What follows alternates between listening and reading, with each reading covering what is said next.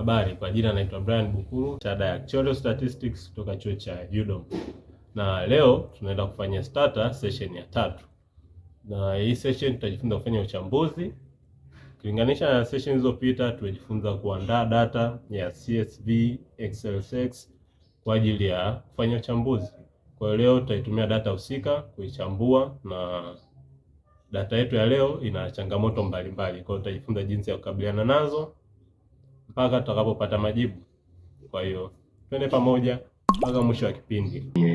Session yetu ya leo, data tutakazozitumia zitakuwa zinapatikana kwenye sehemu ya description hapa chini. Kwa hiyo kwenye hii video nitakayopost, utaingia kwenye description, utabonyeza more, utaangalia hapa ndani utakutana na link. Ukibonyeza ile link itakuleta mpaka kwenye hii page hapa ambayo utakutana na hii title starter session ya 3. Kwa hiyo utadownload hizi taarifa mbili. Mfano mimi naweza nikadownload CSV, mwingine naweza kadownload hii ya chini ambayo ni XLSX. Zote tutafanya kazi sawa. Kwa hiyo itaskani hapa alafu tutapata download yetu hapo hivi. Kama unaweza ukatumia vizuri Excel, basi na start unaweza, kwa sababu unaweza ukatumia pia menu yake kufanya vitu vingi sana. Kwa hiyo leo tutajifunza jinsi ya kuziboresha variable zetu kwa ajili ya uchambuzi. Na kitu cha kwanza tutatengeneza working directory tunayohitaji. Mfano hapa iko kwenye documents, tunaweza tukatengeneza sehemu ambayo ni rahisi kama desktop. Tutabonyeza hapa file, change working directory, desktop. Okay. Kwa hiyo taarifa kazi yetu nyingi, kila tutakayo save itaenda kwenye desktop. Na command tutakayoandika ili kuzitunza zile kumbukumbu kwa mfumo wa text. Kwa hiyo utaandika log using, hiyo ni command. Jina tutaita session ya 3, lakini tunataka iwe saved mfumo wa text. Enter. Kwa hiyo ukiangalia hapa tumesave taarifa zetu kwa mfumo wa text. Na baada ya hapo tuta import data. Kwa leo tutatumia data ya CSV. Kwa hiyo tuta import CSV. Utaangalia pale ulipoenda kudownload, ukija hapa ni sehemu ya kubrowse. Uta open, imeleta moja kwa moja kwenye download. Na data inaitwa diabetes.csv. Utaibonyeza hii. Ukifika hapa, kitu cha kubadilisha pekee hapa tutabadilisha variable case ambayo tuta preserve majina yaje kama yalivyotengenezwa kule kwenye CSV. Kwa hiyo preview data zetu zinaonekana hivi, so mbaya, tutabonyeza okay. Kwa data ina variable 10 na observation 768 ambazo variable 10 ni hizi hapa. Na baada ya kuimport hizo data, tunaweza tukaziangalia sasa kwa ukubwa wake. Unaweza kuandika command ya browse hapa hivi, ambayo kwa ufupi ile BR itakuleta hapa hivi. Kwa hiyo utaweza kuzishuhudia, ambapo data 700 sio nyingi, unaweza ukaziangalia tu hivi kwa urahisi. Lakini baada ya hapo tunataka sasa tuone data zetu zimeingia kwa mfumo upi kabla hatujaanza kufanya uchambuzi. Kwa hiyo utaandika describe, au mwingine anaweza kaandika des peke yake. Kwa ukiandika describe utaona hapa zone ni string, hizi nyingine zote zipo kwenye mfumo wa namba wenye ukubwa tofauti tofauti. Value zake hazina label wala variable hazijapewa majina ya ziada. Sasa baada hapo sisi tutaandika codebook ili kujua sasa data zetu zina idadi gani, ambazo zipo ni ngapi, ndogo ni ngapi na kubwa ni ngapi. Ukiandika codebook yenyewe haina kifupi, utaandika kama ilivyo. Codebook yenyewe itatuonyesha data zetu zote na mnyumbuliko wake. Kwa hiyo tukianza na hapa, ukiangalia zone haina missing value, zipo 2, haina shida. Pregnancy haina missing value ni 0. pregnancy inaanzia 0 mpaka 17.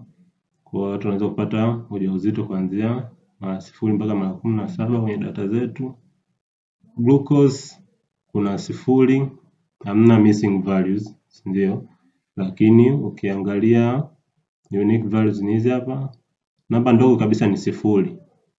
Kwa hapo tunaweza tukaona hapa kuna kitu hakijakaa sawa. Mtu mwenye sukari ya 0 huyu ni mtu aliyefariki. Inawezekana mtu akawa na sukari 0. Kwa hiyo data tutakuwa makini nayo. Ya kwanza glucose, blood pressure, hamna mtu mwenye BP ya 0 nayo. Kwa hiyo 0 imekuwa ni changamoto. Inaanza kuonyesha dalili kama vile hizi 0 ni data ambazo ni missing data, lakini zimejazwa kama vile 0. Kuna missing data zimepewa jina ya 0 na zenyewe pia missing data zilizopo kwenye blood pressure zipo 30. Kuna taarifa 30 hazijajazwa. Skin thickness kuna missing values 8 na unene wa ngozi hawezi kuwa 0 tena. Kwa hiyo 0 imeanza kuwa ni changamoto. Kwenye insulin imejirudia tena. Kwenye BMI tena tunaona kwenye range kuna 0. Hamna mtu ambaye ana uzito 0. Kwa tutaanza kabisa na kudili na hiyo 0. Age haina missing value na range yake imekaa vizuri. Outcome 0 na 1 ambayo inamaanisha mtu ana kisukari au hana. Yenyewe haina missing value. Kwa hiyo baada ya hapo tutakuja sasa kuitreat hiyo 0. Kwa mfano naweza nika summarize, angalia labda kwenye skin thickness. Umeona, nataka niangalie kwenye skin thickness wangapi wana 0. Kwa naweza nikaweka condition hapa, angalia ni wangapi wana 0. Kwa nikiangalia kwenye skin thickness, unene wa ngozi, tunaona kuna observation 219 zote ni 0 kati ya 700. Ni observation nyingi sana. Kwa hiyo ile 0 ni missing value. Kwa hiyo nitawafundisha jinsi ya kubadilisha 0 kuwa missing value. Kabla hatujaendelea na kubadilisha hizo 0 zilizopo huku kuwa missing value, tutaangalia kwanza kama kuna data zimejirudia rudia, hizo tuzipunguze. Kwa hiyo kwa ufupi tutatumia command ya duplicate list. Kwa ukiandika hii command itakuonyesha ni row zipi, mistari ipi imefanana kabisa. Kwa hiyo hatuna mistari ambayo data zake zimefanana kabisa. Tutatumia command ya replace kubadilisha hizo 0 kuwa missing values.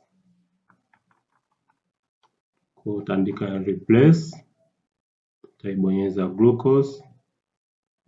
Tunabadilisha glucose iwe sawasawa na nukta. Ukiweka nukta maana yake ndio missing value. Lakini tuta replace glucose iwe nukta pale ambapo utaandika if, utaibonyeza hii glucose pale ambapo glucose yenyewe value yake ni 0. Ukiandika hivyo maana yake itaangalia glucose ambazo zilikuwa ni 0 zilikuwa 5. Kwa hizo 5 zimebadilishwa kuwa nini? Missing values. Na tukiangalia inabidi tubadilishe na zile nyingine zote ambazo zilikuwa zinaonyesha 0. Kwa hiyo tutabadilisha replace blood pressure kwa kuwa haiwezi kuwa 0.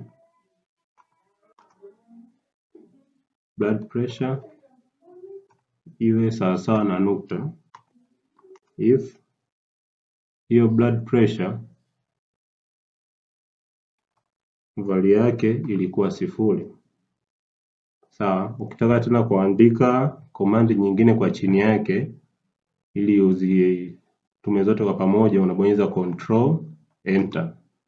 Kwa hiyo ile cursor inatoka hapa inahamia hapa chini. Kwa hiyo unaandika tena command nyingine replace, hatutegemei unene wa ngozi wa mtu utakuwa 0. Kwa kwenye skin thickness na yenyewe tutaweka iwe sawasawa na nukta if skin thickness value yake ilikuwa ni ngapi? 0. Tabonyeza tena control enter. Value nyingine iliyokuwa na 0 hatutegemei ni insulin. Sawa. Kwa hiyo mwenyewe tutaandika replace insulin iwe sawasawa na nukta if insulin ilikuwa sawasawa na 0, na ya mwisho ilikuwa ni BMI. Kwa hiyo utabonyeza control enter, tahamia hapa chini, taandika tena replace BMI iwe sawasawa na nukta ambayo ni missing value if BMI ilikuwa sawasawa na 0.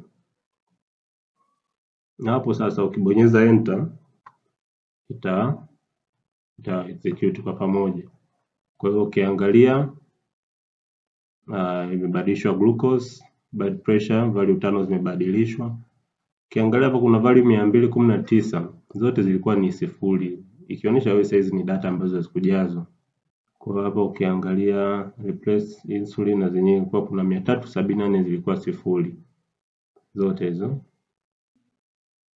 Kufanya hivi tutafanikiwa kuzitoa zile 0 zote ambazo hazikuwa na maana na kuzibadilisha kuwa missing value, ambazo kwenye kuandika model missing value na yenyewe inaweza kama variable nyingine inayojitegemea kuonesha pattern ya upotevu wa taarifa, kwamba taarifa zinapotea kwa mtiririko gani, na yenyewe inaweza kusaidia kupata solution ya kupata taarifa, ukusanyaji wa taarifa bora.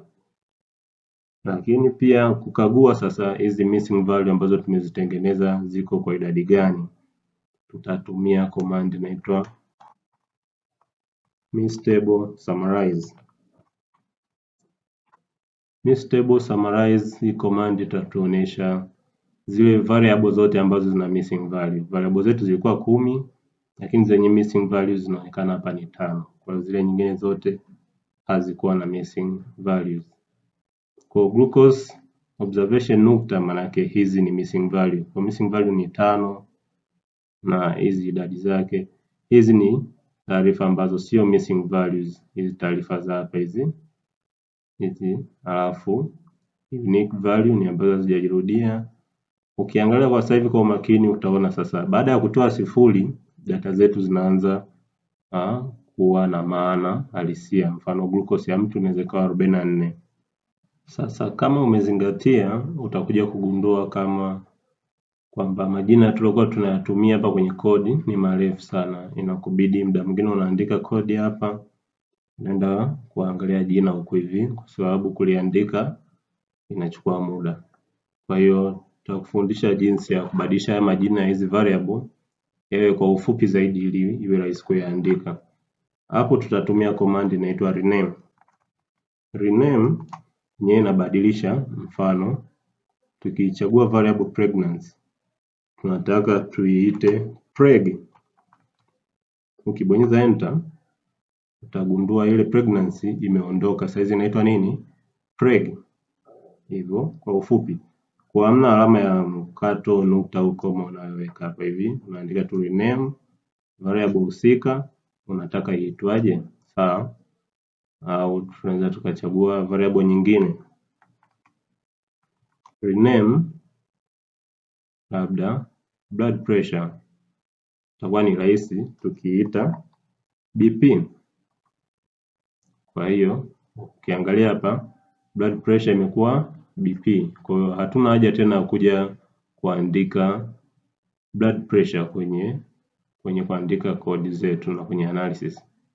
Sasa njia nyingine rahisi ya kubadilisha majina, tunaweza tukaenda kwenye properties. Mfano tunaibonyeza hii skin thickness. Ukija kwenye properties zimepigwa kufuli ili mtu asibadilishe kwa bahati mbaya. Kwa unabonyeza hapa hivi, kufuli linafunguka. Kufuli likifunguka unakuja unalibadilisha jina hapa hapa. Kwa badala ya skin thickness naweza nikasema hii nikaita ST. Umeona unene wa ngozi kwa ufupi tu hivyo. Hapo nikipiga zangu kufuli nikafunga, kodi yenyewe itakuja kutokea huku kwamba umebadilisha skin thickness ST. Sawa. Kuna hili jina jingine hapa pia ni refu sana, tunaweza tukalibadilisha na yenyewe tukafungua labda kufuli hapa. Hii inaitwa diabetes pedigree function. Kwa ujumla yote tunaweza tukaiita ni DPF, sio PDF, DPF, diabetes pedigree function. Ukibonyeza enter inabadilika inakuwa ni DPF. Sasa unaweza ukaendelea na analysis. Sasa kwa urahisi utakuwa unaandika summary zako na kila kitu kwa kukumbuka variable kwa urahisi. Mfano tunataka kusummarize BP, unaandika tu sum BP. Unaona inakuwa rahisi hata kuandika kodi kwa sababu majina ni mafupi. Majina mafupi pia huwa yana changamoto zake. Urahisi wake ni hivyo, kwenye kuandika kodi inakuwa ni rahisi sana.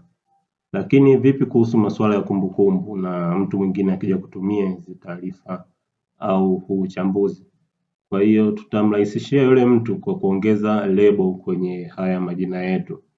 Mfano unaweza ukaandika kwa ufupi, mfano label, tunataka kulabel hii variable yetu BP. Tunataka hii BP iitwe, unaweka alama za funga semi. Unaweza kusema labda ni msukumo wa damu, alafu enter. Hii command inasema invalid syntax, manake mpangilio sio sahihi. Nikirudi hapo, manake kuna neno nimeluka, label variable. Label variable, alafu unaandika jina la variable yenyewe na unataka ije kuwa na jina gani.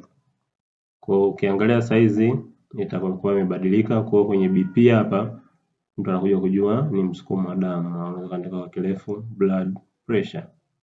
Sawa. Leo tukalabel variable nyingine. Label variable tunataka labda BMI. Hii BMI iwe ni uwiano wa uzito. Kwa BMI ni uwiano wa uzito na urefu, ndio hiki kipimo. Sasa hapo tumeandika kodi. Kubadilisha hii hapa haya majina bila kuandika kodi, unachagua sehemu husika. Mfano age tunakuja hapa hivi. Age kwa chini yake kuna sehemu imeandikwa variable. Kwa hiyo unaweza kuandika ni umri wa mtu. Kwa hiyo kodi itajiandika hapa na huku pia itatokea umri wa mtu. EST mtu labda hajaelewa, unamwandikia tu hapa ni unene ngozi. Kwa hiyo unene wa ngozi kama hivyo. Kwa hiyo unaweza ukalabel variable zote kwa mtindo huo. Hapo tumeweka label kwenye majina. Lakini vipi kama tunataka kuweka label kwenye namba? Mfano kwenye zile data zetu ambazo ni categorical au zipo kwenye makundi kama hii outcome.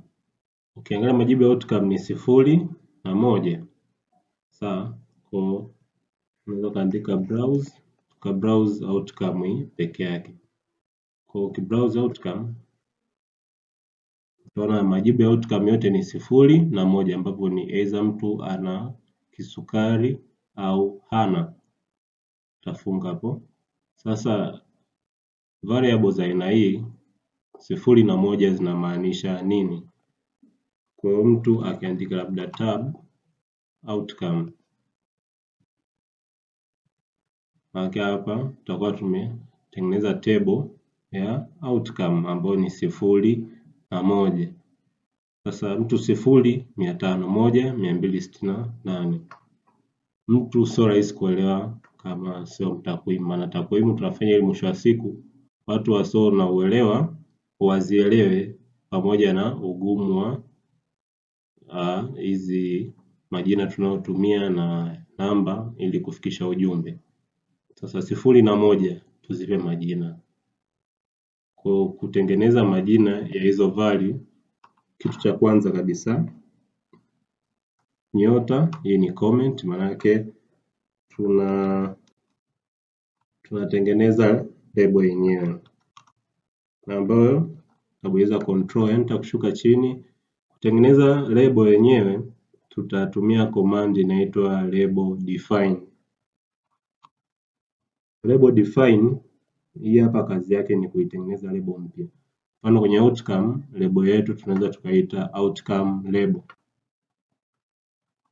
Kuandika jina lako vizuri, usiache nafasi ili isomeke kama jina moja, usiache nafasi kati ya outcome na label. Alafu baada ya hapo ndio utaacha nafasi sasa. Kwenye outcome label hiyo, 0 maana yake ni mtu hana kisukari, 1 ni ana kisukari, si ndio? Kwa hiyo naandika 0 nafasi fungua semi, 0 maana yake hana kisukari, nafasi 1 maana yake anacho kisukari. Sawa, hapo unakuwa umeitengeneza tu hiyo label yenyewe. Bonyeza enter. Sasa yenyewe hautoiona kabisa kwa macho hapa, si ndio? Lakini mfano nikaja nikafungua hiki kufuli hapa kwenye hii outcome. Kwenye outcome hapa nikija kuangalia kwenye value label. Ukibonyeza hii kimenyu hapa chini utaiona hii outcome label imetengenezwa. Sawa? Kwa hiyo ukiangalia hapa juu hapa hivi zinakaa variables, kwa label sio rahisi kuiona hapa. Sasa kuunganisha kuunga label na variable tunatumia command inaitwa label values. Sasa tunavyo label values, tuna label value gani? Tunataka kuilabel outcome, na outcome tunailabel ije kuwa na jina linaloitwa outcome label. Ukibonyeza enter, kwa maana yake size outcome itakuwa ina jina linaitwa outcome, imeunganishwa na ile label ambayo ni outcome label, ambayo kwenye menu mtu anakuja tu anaangalia hapa kwenye value label. Ukibonyeza none, ile value zinaondoka, ile label inaondoka, majina yanabaki kama yalivyo, zile namba. Lakini ukibonyeza outcome label wako umebadilisha kama hivyo. Kwa hiyo ukibonyeza tab, sasa tunataka tena tuitabulate ile ile outcome kama hapa juu. Ukibonyeza enter, utofauti na hapa juu unakuwa ni kwamba hapa juu tulikuwa tuna 0 na 1, lakini hapa chini tunakutana na hana kisukari na anacho kisukari. Kwa kutumia menu utasogea hapa, mfano kwenye hii outcome. Sasa tunataka tutengeneze value kwenye label, lakini sasa tunatumia menu. Kwa hiyo utasogea mpaka hapa, utabonyeza hivi vidoti vitatu hapa, ndio vitaleta hii hapa. Ukizingatia hapa kwenye value label kuna hii, zipo hizi mbili, none na sasa pembeni hiki mshale kuna vialama tena vitatu hivi hapa. Kwa hiyo hakikisha utascroll chini na juu hapa mpaka uvione hivi. Ukibonyeza hapa ndio vitakuleta hapa. Sasa kama kuna label nyingi, hii ni sehemu nzuri pia. Kwa hiyo tunaweza tukaedit ile label tuliyokuwa nayo mwanzo au tukatengeneza mpya. Kwa hiyo mfano hapa tukaandika new label. Kwenye hii label tunataka value, unachagua value ikiwa 0, unataka label itwe nini? Kwa hiyo 0 maana yake no kisukari. Una add hapo. Labda nataka niongeze label nyingine ya 0 na namba nyingine ilikuwa ni ngapi? 1. Ambao kwenye 1 tutaandika kisukari na add hapo. Kwa hiyo lebo mbili umezitengeneza hivyo kwa urahisi. Ukimaliza hapo unabonyeza okay. Alafu tunaona zimekuwa mbili, new label na outcome label ambayo tulitengeneza mara ya kwanza. Kwa hiyo nikiclose hapa utaona kuna label mpya imetengenezwa, label define new label. Sawa. Sasa hapo tumetengeneza label, lakini tunataka sasa hii outcome label yake ndio iwe nini? Hii new label. Kwa hiyo utakuja hapo kwenye kuchagua, nachagua baada ya outcome label nitachagua new label. Kwa label values outcome new label. Kwa inakuandikia ile kodi yenyewe, lakini unakuwa umefanya huko nini? Kwa vitendo. Maana yake kwa ajili ya kumbukumbu baadaye utakuja tu kuicopy kodi, ukirun inakuletea majibu hayo. Sasa tuangalie inafananaje majibu yetu. Taandika tab, nataka tablet nini? Outcome hiyo. Kwa hiyo tapata no kisukari na kisukari. Umeona mambo? Alafu sasa tuseme nataka tena uangalie vizuri ya namba ipi inaonyesha nini. Unaweza kaangalizia huko kwenye menu au ukaandika tena tab outcome, alafu ukaweka koma, ukaandika no label. Ukiandika no label, koma no label inakuonyesha 0, 1. Ukiacha kawaida hivi. Sasa tuangalie kuna variable nyingine pale ilikuwa inaitwa zone. Hii hapa mwanzo tujeiongelea kabisa. Sasa kwenye kutengeneza model, kufanya analysis ya kutengeneza zile model, na hii zone yenyewe ikiwa kama string inakuwa sio nzuri. Kwa hiyo tukibrowse hii zone, unaona zone ipo kwenye rangi nyekundu, maana yake hii ni string ambayo ni kikundi hivi cha maneno na herufi ziwakilishwe kwa namba. Unaona? Kwa hiyo ukizingatia hii zone ina input mbili ambazo ni rural. Tablet hapa zone utaona ina rural na urban, mjini na vijijini. Sasa ukiangalia majina tunataka yawe namba, tutatumia code inaitwa encode. Encode yenyewe itabadilisha yale majina kuwa namba. Kwa encode zone. Sawa. Sasa inabidi tu generate jina jipya la hiyo zone. Kwa unaweza kuandika generate au gen kwa ufupi, na generate jina jipya. Mfano tuite zone number. Kwa mfano nimeandika zone num. Unaweza kaipa jina lolote, lakini lisitokee na rangi ya blue. Jina likitokea na rangi ya blue, hiyo ni command, italeta error. Kwa hiyo tunaliweka ndani ya brackets. Usisahau. Ukiclick enter, ukiangalia hapa chini tumetengeneza variable mpya inaitwa zone num. Kwa size tukibrowse utaona kuna urban ambazo na rural ambazo ziko na rangi nyekundu, na hizi hapa ambazo ni majina lakini hapo kwenye rangi ya blue. Sasa hizi hapa zimebadilishwa kuwa namba, lakini hizo namba hatuzijui. Sawa. Kwa hiyo ili kupata majina hizo namba tumeandika tab, nataka tuangalie hii zone num. Bado inakuonyesha rural na urban. Sasa majina yanapewa na namba zinawekwa kwa alphabetical order, kwa mpangilio. Kwa hiyo namba ya kwanza itawekwa kwa U, kwa R, afu itafuata kwa U. Kwa hiyo nikiandika hii command hii ya top ya tablet zone number, nikaweka comma no label. Sasa hapa utaona yenyewe haianzi 0, namba zinaanzia 1, 2.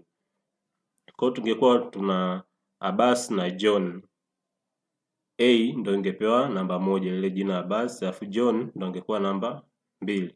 Kwa hiyo hizi namba zinakuwa assigned kwa kufuatilia ule mpangilio Na ukija hapa hivi kwenye hii zone number, ukiangalia value label na zenyewe zimeandikwa zone number. Kwa hiyo tuna zile value label nyingine na hii zone number imeongezeka.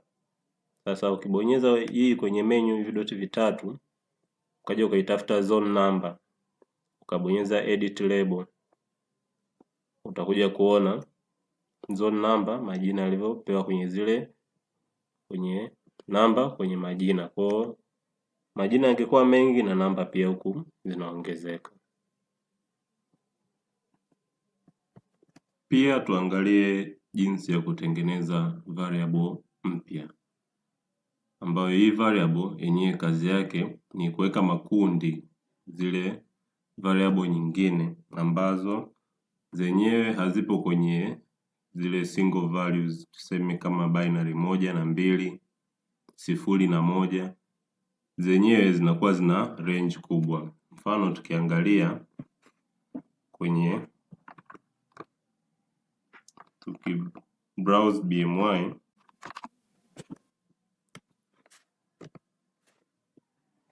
BMY, tunaona hapa hizi namba zipo kwenye decimal na ni continuous variable. Umeona?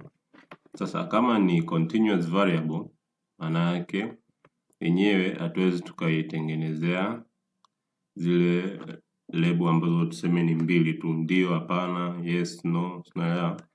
Kwa hiyo yenyewe inabidi tuitengenezee makundi ambayo kuna kundi la watu wazito, umeona, tuseme uzito uliopitiliza, uzito wa kawaida, uzito ulio chini. Kwa hiyo yenyewe tutaanza kwa kutengeneza ile variable yenyewe.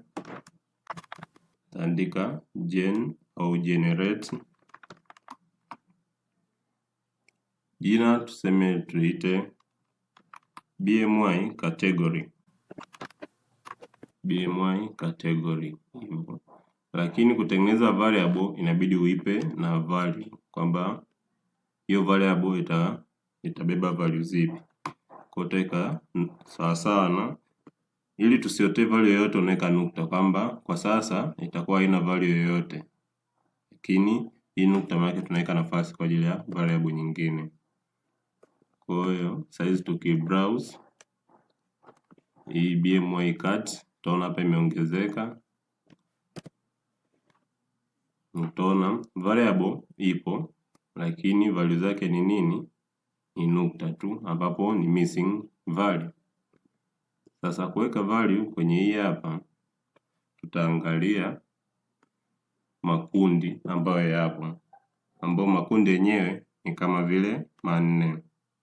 Sawa, kwa hiyo tutatengeneza makundi kwa kutumia function ya replace. Kwa hiyo utaandika replace hii BMY cat iwe sawasawa na 1 if BMY value yake ni less than 18.5. Kwa hiyo tutatengeneza hizo category za uzito 4, alafu baada ya hapo tutakuja kuzipa majina. Kwa hiyo tunazitengeneza kwanza kwa kuzipa value za namba. Unaweza kaandika, unabonyeza control enter kushuka chini, replace BMY cat iwe sawasawa na 2 if BMY uzito wake uwe mkubwa au sawasawa na 18.5, makundi ya uzito hayo. Alafu utaweka hii alama kuunganisha condition mbili. Kwa hiyo BMY pia iwe ni chini ya 25, hao ndio uzito wa kawaida. Na kundi la tatu ni BMY cat iwe sawasawa na 3 kama BMY ni kubwa au sawasawa na 25 lakini ni pungufu ya 30. Kwa kwa BMI less than 30. Control enter kushuka chini bila kuruhusu command ziende. Replace BMI cut iwe sawasawa na 4 if BMI ni ngapi? Ni kubwa kuliko sawasawa na 30. Kwa hapo tukibonyeza enter, BMI category zitakuwa zimewekwa kwenye makundi manne. Kwa saizi tukisema uandike function ya kutabulate ambayo inaweza kuweka frequency kwenye makundi ambayo ni BMI category, sasa sio BMI tena. Kwa tutaandika hapa BMI category. Kwa utaona kwenye ile BMI imeweza kutengenezewa makundi. Sawa. Pia ukibrowse tu kwa ujumla, ukibrowse utaona hapa BMI category. Kwa maana yake mtu mwenye uzito wa 33.6 nipo kategori ya 4. Sawa. Sasa hizi 4, 3, 2, 1 hizi ni namba, tunataka tuzipe majina. Sawa. Kwa hiyo kuzipa majina tutaenda kwenye menu hapa. Kwa hiyo hii ndio ile kesi ambayo kuandika kodi itakuwa ni ndefu sana, bora kutumia menu kwa sababu category zipo 4 na kuandika majina hivi vitu vinne vyote inakuwa ina uzito. Kwa hiyo utaibonyeza BMI category hapa, utakuja tunataka kuongeza label values. Tunataka tuandike majina kwenye hizi namba. Kwa label zilizopo ni hizi hapa ambazo hazihusiani na BMI category. Kwa hiyo utabonyeza hapa hivi kwenye hii menu. Tunataka tutengeneze label mpya. Kwa hii label yenyewe tutaandika tuseme BMI names.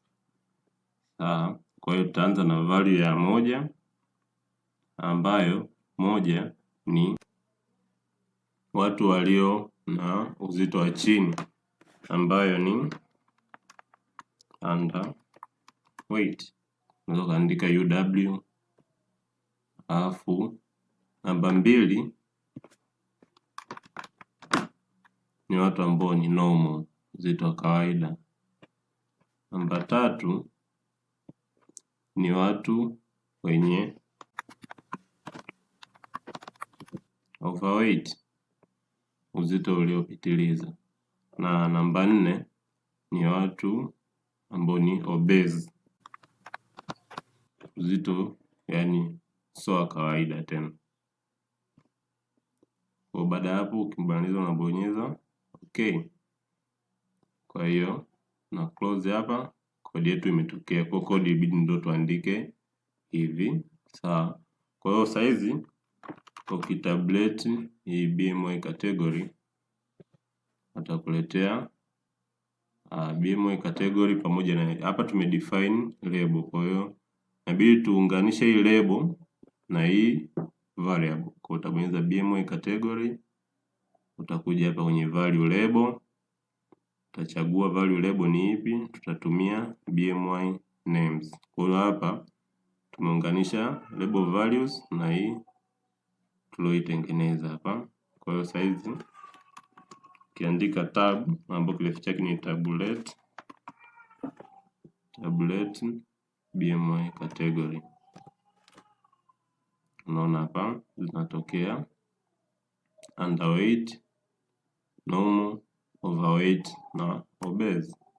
Kwa hii BMI category ukitaka itokee, lakini saizi unataka labda uone zile namba, utaandika no label. Sawa. Alafu kitu kingine cha mwisho extra ya leo ni jinsi ya kurudi nyuma. Mfano umefanya kitu, umekosea, unataka urudi nyuma sasa. Sawa. Kuna function inaitwa drop. tuseme kuna variable hapa tumeitengeneza lakini hatuitaki tena, au ipo lakini hatuitaki. Kwa hiyo tunaona mpaka tunamaliza kufanya uchambuzi hatutoitumia. Unaandika drop labda pregnancy, unataka uidondoshe kabisa, hatuitumii. Hii hapa ukiitoa hairudi tena, sawa? Hakuna sehemu ya kubonyeza undo, mfano nikibonyeza enter, hii hapo imekwenda, sawa? Mpaka nirudishe upya zile dataset zangu na nianze tena upya kufanya chambuzi, ambao ni changamoto. Lakini kwa njia fupi na salama, unaweza ukaandika command inaitwa preserve, sawa?